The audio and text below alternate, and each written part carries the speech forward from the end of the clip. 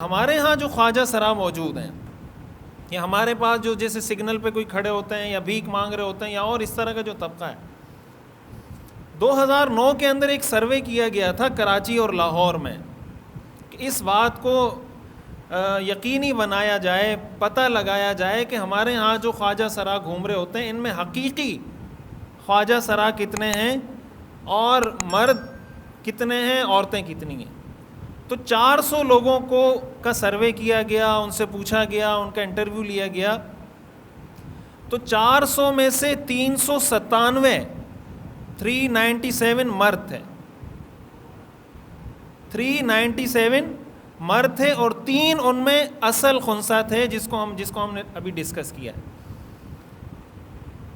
اب آپ اس سے اندازہ لگائیں کہ اگر یہ 400 لوگ، یہ جو بات کی جاتی ہے نا، میں اب اس بل کی طرف آتا ہوں، اس قانون کی طرف، تو اس قانون پر جو اعتراضات کیے گئے یا جو بات کی گئی، وہ ایک بات یہ بھی کی گئی کہ بھائی اگر کوئی آدمی یہ کلیم کرتا ہے کہ میں مرد نہیں ہوں، یا کوئی عورت یہ کلیم کرتی ہے کہ میں عورت نہیں ہوں، تو اس کا کوئی میڈیکل ٹیسٹ ہونا چاہیے، کوئی میڈیکل بورڈ اس کو دیکھے اور اس کے بعد میڈیکل بورڈ ڈیسائیڈ کرے، جو اس کا فیصلہ ہو اس کو آپ ایکسیپٹ کر لیں۔ تو اس پر یہ اعتراض کیا جا رہا ہے کہ بھائی آپ کیوں کسی کی پرسنل لائف میں انوالومنٹ کر رہے ہیں، آپ کیوں انٹرفیئر کر رہے ہیں، اس کا ذاتی مسئلہ ہے، آپ اس کے اندر کیوں انٹرفیئر کر رہے ہیں۔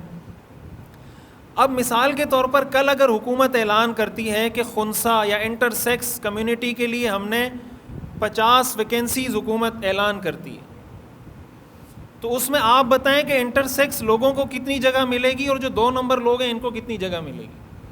تو میڈیکل بورڈ کے ذریعے اگر آپ اس کا ٹیسٹ کرتے ہیں، آپ اس کو میک شور کرتے ہیں کہ یہ حقیقی خنثی ہے یا نہیں، یہ ان کے حقوق کا تحفظ ہے یا ان کے حقوق پر ڈاکہ ہے۔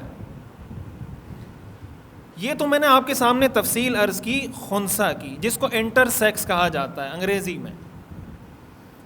اس بل کا جو نام ہے وہ ہے ٹرانسجینڈر ایکٹ۔ اب تھوڑا میں اس کو آپ کے سامنے ڈسکس کرتا ہوں کہ یہ کیا ہے۔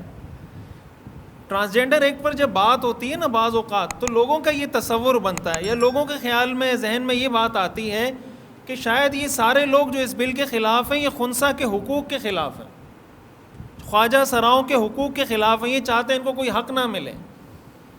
خواجہ سراؤں کے حقوق اور خنثی کے حقوق میں نے آپ کے سامنے تفصیل سے عرض کر دیے۔ اب آتے ہیں ٹرانسجینڈر کی طرف۔ ٹرانس آپ جانتے ہیں انگریزی میں تبدیلی کو کہتے ہیں اور جینڈر جنس کو کہتے ہیں۔ تو ٹرانسجینڈر کا اگر آپ اردو میں ترجمہ کریں تو اس کو آپ یہ کہہ سکتے ہیں، وہ شخص جس نے جنس تبدیل کی ہوئی ہو، متحول الجنس۔ ٹرانسجینڈر کا لفظی ترجمہ کیا ہوگا؟ وہ شخص جس نے اپنی جنس تبدیل کی ہوئی ہو، چاہے وہ مرد ہو یا وہ عورت ہو۔ اس پر مبنی ہے ٹرانسجینڈر کا نظریہ۔ شریعت کی اصطلاح میں جنس اور صنف کا کوئی فرق نہیں ہے۔ شریعت کی نظر میں جنس اور صنف ایک ہے۔ شریعت کی نظر میں صنف جنس کے تابع ہے، صنف جنس کے تابع ہے، یعنی جو اس کا سیکس ہے وہی اس کا جینڈر ہوگا۔ ایسا نہیں ہو سکتا کہ سیکس اس کا مردوں والا ہو، جینڈر اس کی عورتوں والی ہو۔ شریعت کی نظر میں اس کا کوئی فرق اور کیوں نہیں ہے، یہ میں نے آپ کو تفصیل بتا دی کہ شریعت میں اللہ تعالیٰ نے یہ 2 لوگ ہی قرآن حدیث میں، جو میں نے شروع میں قرآن حدیث کی آیات، آپ کے قرآن کی آیات پڑھی، اس میں میں نے آپ کو بتایا کہ قرآن میں کیا ذکر ہے کہ اللہ نے کن لوگوں کو پیدا کیا ہے دنیا میں۔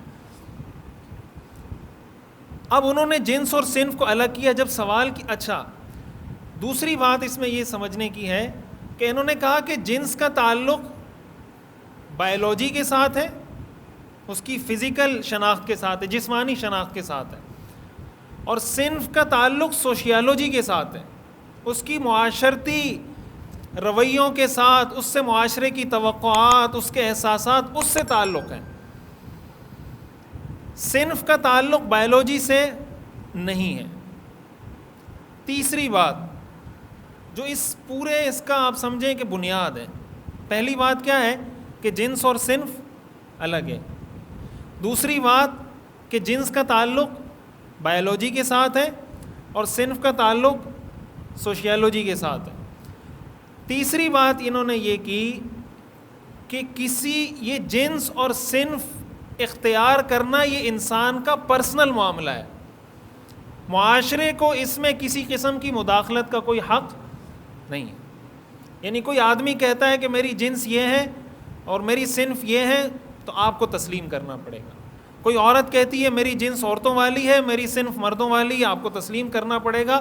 یہ اس کا پرسنل مسئلہ ہے، معاشرے سے اس کا کوئی تعلق نہیں ہے. یہ تین باتیں ہیں جس کی بنیاد پر یہ سارا قانون، یہ جو اصطلاح ہے یہ وضع کی گئی ہے.